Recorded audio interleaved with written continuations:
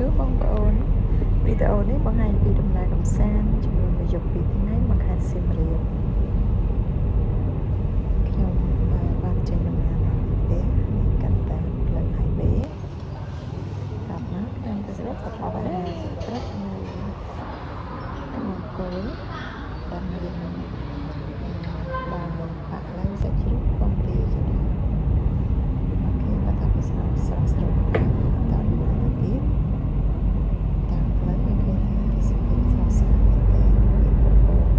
ខ្មុលខ្មាំងតែយ៉ាងម៉េចទៅមានភាពស្រស់ស្អាតយ៉ាងណាឥឡូវនេះបានមកដល់សៀមរាបហើយពេលមកដល់សៀមរាបទៅជួយទៅទីនេះបានទៅដល់សួន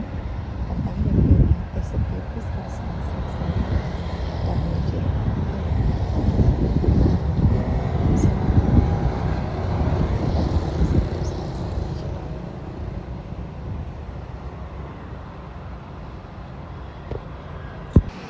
គឺជាទិដ្ឋភាព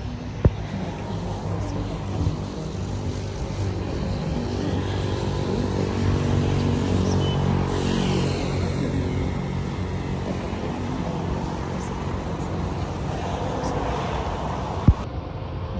ទៀតពេលខាងក្រៅបានធ្វើដំណើរ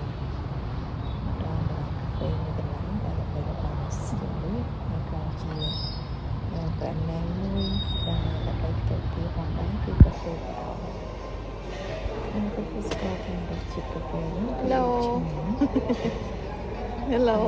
វិញក៏ហូបគួរសមกับក្តៅដែរខ្ញុំមកចូលកាហ្វេទេគឺសុខប៉ុណ្ណឹងទូសាទៅ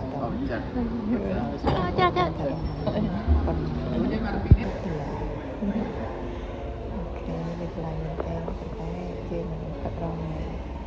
យូរយើងមិននឹងមកដល់អញ្ចឹងសុខចិត្តចំណាយ10ដុល្លារដើម្បី